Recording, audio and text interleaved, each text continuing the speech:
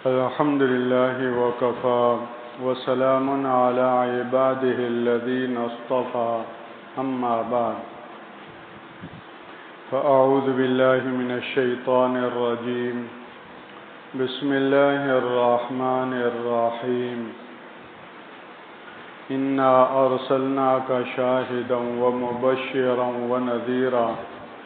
لتؤمنوا بالله ورسوله وتعزروه وتوقروه وتسبحوه بكرة وأصيلا وقال الله جل وعلا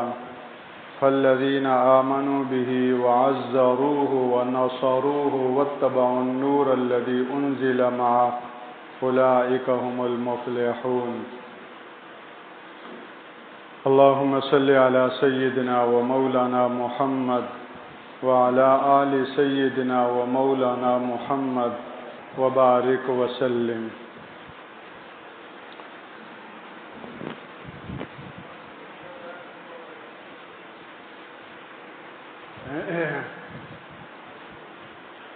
نبی زمین پر اللہ جل وعلا کا ترجمان اور نمائندہ ہوتا ہے، اور نبی کے ساتھ اللہ کی طاقت اور قدرت ہوتی ہے۔ نبی کا ساتھ دینا اس سے بڑی کوئی عزت سعادت نہیں، اور نبی کی مخالفت کرنا اس سے بڑی کوئی بدبختی اور ذلت نہیں۔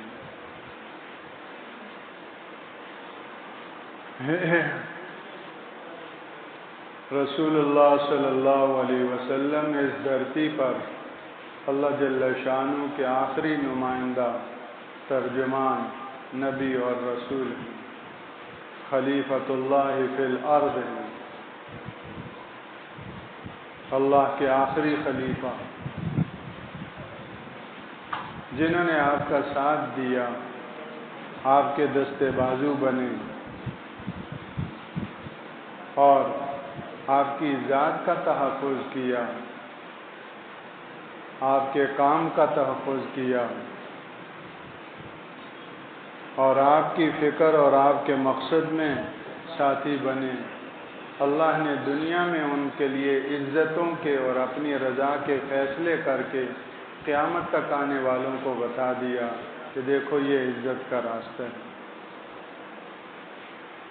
وَلِلَّهِ الْعِزَّةُ وَلِرَسُولِهِ وَلِلْمُؤْمِنِينَ۔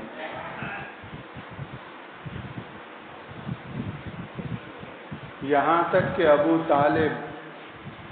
آپ کے چچا، جو اگرچہ ایمان نہیں لائے لیکن اپنے والد عبد المطلب ان کی وصیت اور تاکید کی لاج رکھی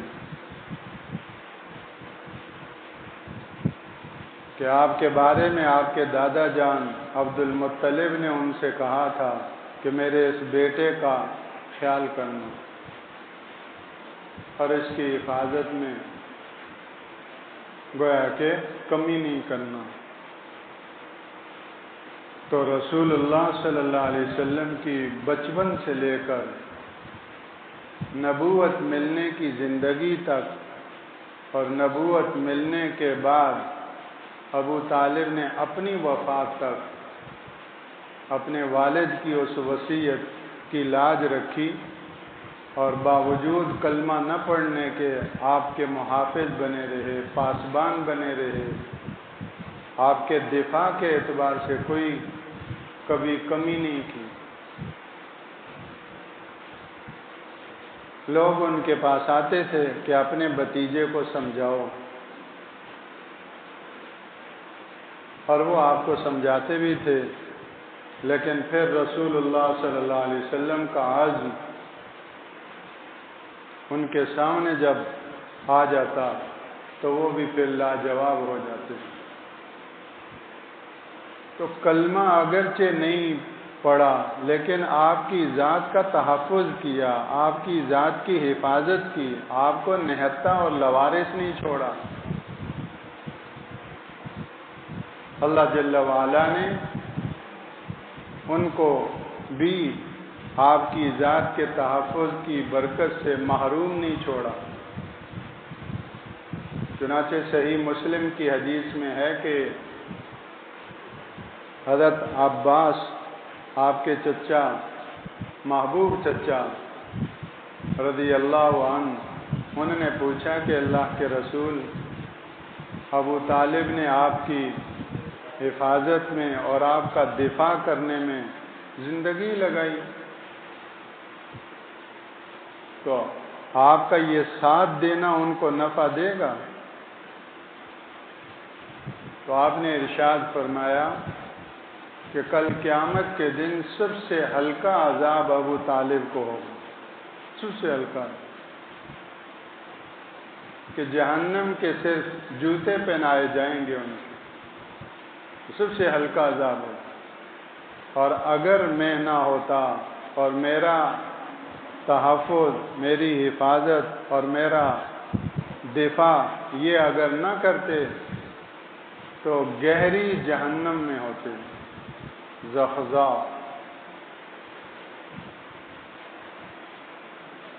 تو جو ایمان بھی لائے اور پھر انہوں نے ساتھ بھی دیا اور آپ کی حفاظت کی اور اس میں کبھی بھی کوئی کمی نہیں آنے دی، جانوں کو قربان کیا، مالوں کو قربان کیا، تو ان کے عزتوں کا اور ان کے بلند مقامات کا کون تصور کر سکتا ہے؟ غار ثور میں 3 دن خلیفہ بلا فصل سیدنا صدیق اکبر رضی اللہ تعالی عنہ آپ کے ساتھ رہے، آپ کے دفاع اور آپ کی حفاظت اور چاروں طرف حالات پر نظر رکھنا، آپ کے آرام کا اس قدر خیال کیا کہ سارے غار کو صاف کر کے تو اللہ کے رسول کو آرام کے لیے آپ کا سر مبارک اپنی گود میں رکھا۔ سانپ تک نے کاٹا تو حرکت نہیں کی کہ مبادا اللہ کے رسول صلی اللہ علیہ وسلم کے آرام میں خلل نہ آئے۔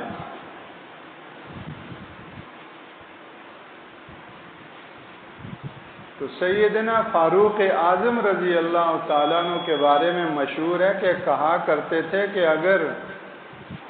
صدیق اکبر وہ 3 راتیں وہ نیکی مجھے دے دیں، میں ساری زندگی کی نیکیاں ان کو دے دوں،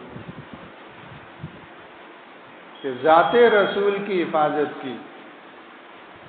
ذات رسول کا دفاع کیا، ذات رسول کے نگران بنے، ذات رسول کے پاسبان بنے۔ یہ 3 راتیں جو ذات رسول کی نگرانی اور چوکیداری میں ان کو نصیب ہوئیں، یہ مجھے مل جائیں تو اس کے بدلے میں پوری زندگی کی نیکیاں میں ان کو دینے کے لیے تیار۔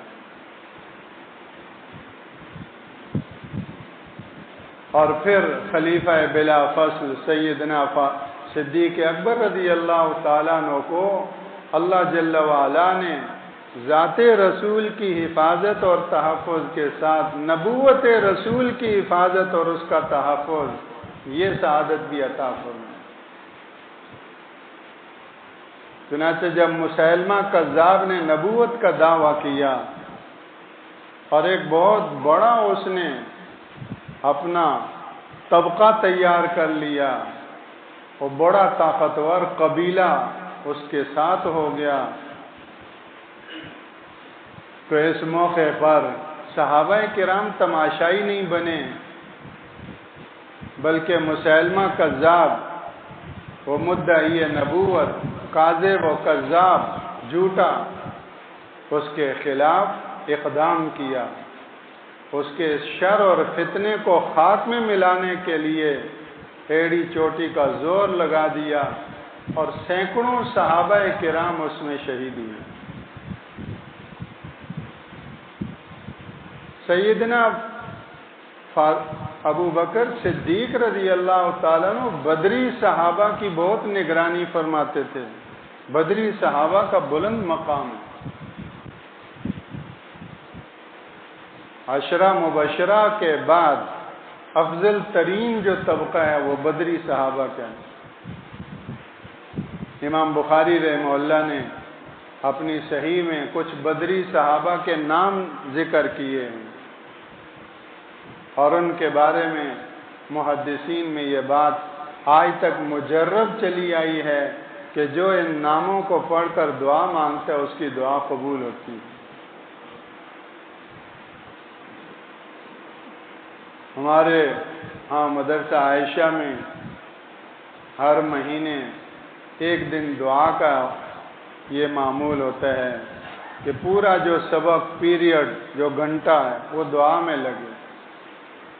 اور ہاتھ نیچے نہ ہو، باری باری سب دعا کرتے رہیں، ایک کی دعا ختم ہو دوسرے کی دعا ختم ہو تیسری کی، تو دعا برابر جاری رہے۔ لیکن اس سے پہلے ان بدری صحابہ کے نام پڑھے جاتے ہیں۔ ہم نے اپنے اساتذہ سے بھی یہی سنا، اور جو صحیح بخاری کا نسخہ چھپا ہوا ہے اس کے حاشیے میں بھی یہ لکھا ہوا ہے۔ تو بدری صحابہ کو اللہ جل وعلا نے یہ درجہ عطا فرمایا۔ عبداللہ بن زبیر رضی اللہ تعالیٰ عنہ کو وصیت کی زبیر بن عوام نے، یہ عشرہ مبشرہ میں سے ہیں، میرا قرض بہت زیادہ ہے، انہوں نے حساب لگایا تھا تو 22 لاکھ کا قرض تھا، تو میرے مرنے کے بعد مجھے سب سے زیادہ اپنے قرض کی فکر ہے، اس کو یوں ادا کرنے کی کوشش کرنا، ساری ترتیب بتائی، اور یہ کہا کہ جب تمہیں اس قرض کی ادائیگی میں کوئی مشکل پیش آئے تو میرے مولا سے مدد مانگنا۔ یا ابا من مولاک، مولا کا لفظ عربی میں کئی معنوں 16 معنوں کے لیے آتا ہے مولا، تو اس لیے میں نے پوچھا کہ ابا جان آپ کے مولا کون ہیں؟ قال اللہ، مولا میرا اللہ ہے۔ تو عبداللہ بن زبیر کہتے ہیں کہ جب مجھے کوئی دقت اور پریشانی کا سامنا کرنا پڑا اس قرض کی ادائیگی کے لیے تو میں دعا مانگتا، یا مولا زبیر اقض عنہ دینا، اے زبیر کے مولا ان کا قرض ادا کروا دیجئے، تو میں وہ پریشانی اور مشکل دور ہو جاتی تھی، اور 4 سالوں کے اندر ان کے 22 لاکھ کا قرض ادا کر کے سرخرو ہو گئے۔ تو اللہ کے مقبول برگزیدہ بندوں کی یہ برکتیں ہوتی ہیں، ان کا نام لے کر اللہ کی بارگاہ میں یہ توسل ہے، توسل بالاشخاص، اہل سنت والجماعت کے نزدیک یہ توسل برحق ہے۔ تو بدری صحابہ کا یہ بلند مقام، صدیق اکبر رضی اللہ تعالیٰ عنہ بدری صحابہ کو اپنے پاس رکھا کرتے تھے، کہیں ادھر ادھر مہموں میں ان کو نہیں بھیجا کرتے تھے، لیکن جب مسیلمہ کذاب کے خلاف یہ جب مقابلے کے وقت آیا تو اس میں بدری صحابہ کو ہی بھیجا کہ بدری صحابہ کا بلند مقام بجا ہے، لیکن رسول اللہ کی نبوت کا تحفظ کرنا اور اس کا دفاع کرنا اس سے بھی زیادہ اعلیٰ کام ہے۔ سینکڑوں صحابہ بھی شہید ہوئے، اور اس طرح مسیلمہ کذاب کا وہ فتنہ خاک میں ملا، اور الحمدللہ رسول اللہ صلی اللہ علیہ وسلم سے زیادہ اولاد والا کوئی نہیں اس کائنات میں۔ انا اعطیناک الکوثر، اے پیغمبر ہم نے آپ کو خیر کثیر عطا کیا ہے۔ مکہ والوں نے کہا تھا کہ یہ ابتر ہے اور اس کی اولاد ختم ہو گئی، اس کی نسل ختم ہو جائے گی، چند دنوں کی بات ہے۔ اللہ نے آسمانوں سے انا اعطیناک الکوثر فصلی لربک وانحر ان شانئک هو الابتر، اے پیغمبر تجھے ابتر کہنے والے خود ابتر ہو گئے۔ آج وہ ابتر ہو گئے، رسول اللہ کے روحانی اولاد آج بھی جاگ رہی ہے، ذات رسول کا بھی تحفظ کر رہی ہے، صفات اور نبوت رسول کا بھی تحفظ کر رہی ہے 1400 سال سے ہر دور میں، اور ایسے لوگ بہت اونچی عزتیں پا گئے کہ ذات رسول کا دفاع اور نبوت رسول کا دفاع اگر کسی کو مل جائے اس سے بڑی اس کائنات میں کوئی سعادت نہیں۔ امیر شریعت سید عطا اللہ شاہ بخاری رحمہ اللہ، سید سادات آل رسول فرمایا کرتے تھے میری آدھی زندگی جیل میں گزری ہے اور آدھی زندگی ریل میں گزری ہے، کیونکہ اس دور میں قادیانیت کا فتنہ یہ انگریز برے صغیر سے گیا تو وہ ہمارے لیے سیاسی فتنے بھی چھوڑ گیا، مذہبی فتنے بھی چھوڑ گیا۔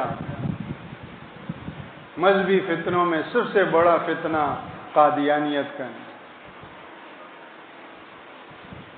کہ رسول اللہ صلی اللہ علیہ وسلم تو مجاہد بھی تھے، آپ 27 غزوات میں بذات خود شریک رہے اور 46 یا 60 سرایہ آپ نے صحابہ کے بھیجے۔ قرآن پاک کا ایک بڑا حصہ جہاد سے متعلق ہے۔ احادیث مبارکہ میں مختلف کتابوں میں مستقل ایک باب آتا ہے کتاب الجہاد کا، اور اللہ کے رسول نے فرمایا کہ میرا تو جی چاہتا ہے کہ میں اللہ کے راستے میں شہید ہو جاؤں، پھر زندہ کیا جاؤں، پھر شہید ہو جاؤں، پھر زندہ کیا جاؤں، 4 مرتبہ فرمایا۔ تو انگریز کو سب سے زیادہ جو خطرہ ہے وہ مسلمانوں کے اندر جذبہ جہاد کے خطرہ ہے۔ اس لیے قادیانی کو کھڑا کیا اور اس نے جہاد کو فساد کہا، تاکہ مسلمانوں کے اندر سے جہاد کا جذبہ ختم ہو جائے، بس یہ تماشائی بن جائیں، بس ان کے اندر وہ استعداد، وہ صلاحیت، وہ شوق، وہ ولولہ، نبی اور نبی کے دین کی حفاظت کی غیرت و حمیت اسلامی، یہ ان کے اندر سے بجھ جائے، پھر یہ بھیڑ بکریوں کا ریوڑ ہم جیسے چلائیں گے ان کو ہنکائیں گے۔ اس لیے آج بھی قادیانیت کا تحفظ کر رہے ہیں انگریز، ورنہ ان کو ان سے کیا لگا۔ لیکن الحمدللہ اس دور میں جب کہ یہ فتنہ زوروں پر تھا، رسول اللہ صلی اللہ علیہ وسلم کے ایسے روحانی اولاد وہ دفاع میں کھڑی رہی، اور آدھی زندگی کیا فرمایا، جیل میں، اور آدھی زندگی ریل میں، اور پھر اپنی اولاد کو جسمانی اور روحانی، نسبی اور روحانی اولاد کو بھی لگایا۔ آج 30 سال کم و بیش کے بعد ان کے بڑے بیٹے کی خبر ظاہر ہوئی ملتان میں، کہ بارشوں کی وجہ سے خبر بیٹھ گئی۔ 29 سال گزر چکے ہیں ان کے بڑے بیٹے کی، سید عطا اللہ شاہ بخاری رحمہ اللہ کے بڑے بیٹے کی خبر کھلی، تو آج دیکھ رہے ہیں کہ ان کا کفن بھی میلا نہیں ہوا۔ انا اعطیناک الکوثر، نبی کا مقام اونچا ہے، تو نبی کا ساتھ دینے والے آج کے اس فتنوں کے دور میں اللہ نے ان کے ذریعے سے ان کو بھی عزتوں سے نوازا۔ الحمدللہ 7 ستمبر 1974 کو ان رسول اللہ کے روحانی اولادوں کا یہ جو قربانیوں کا سلسلہ تھا وہ کامیاب ہوا، اور تحریک ختم نبوت کی صورت میں 7 ستمبر 1974 کو قادیانیت کے فتنے کے اوپر جو ہے وہ گویا کہ اس کے وہ کیا ہوتا ہے، صندوق، تابوت، اس پہ آخری کیل ٹھونک دی گئی، اور اس طرح یہ غیر مسلم قرار دیے گئے، جس کی وجہ سے اللہ ہی جانتا ہے کتنے مسلمانوں کے ایمان کی حفاظت ہوئی، ورنہ تو یہ مسلمانوں کو مرتد بنانے میں آج تک لگے رہے، جرمنی اور کہاں کہاں کے ان کو جو ہے وہ ویزے دینے کی لالچ میں تو قادیانی بنا رہے ہیں۔ لوگوں کی غربت، لوگوں کے سماجی اور معاشرتی مسائل اور مہنگائی، ان کو ذریعہ بنا کر تو اس طرح ان کو خرید کر قادیانی، لیکن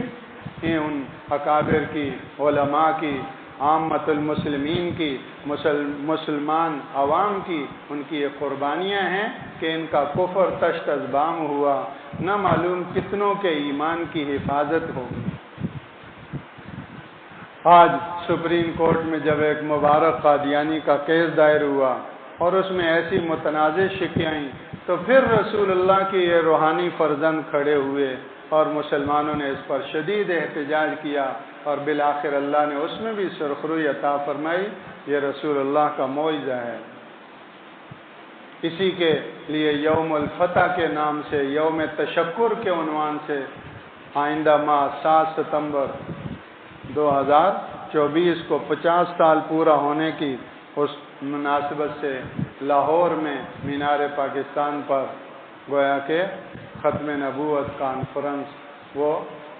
اس کا انعقاد ہو رہا ہے، اور اس کے لیے پورے ملک میں زور و شور سے تیاری ہے، شوق اور جذبہ اور ولولہ ہے۔ ہمیں بھی چاہیے کہ ہم بھی اپنی ہمت اور اپنی بساط کے مطابق اس میں حصہ ڈالیں، تنہائیوں میں بیٹھ کر دعا مانگیں، اللہ جل وعلا کو کامیاب فرمائے، ایمان کا بول بالا ہو، رسول اللہ کی نبوت کے اوپر، ختم نبوت پر پیرا دینے والوں اور ان چوکیداروں میں اللہ مجھے بھی شامل کرے، میرے گھرانے اور اولادوں اور نسلوں کو شامل کرے۔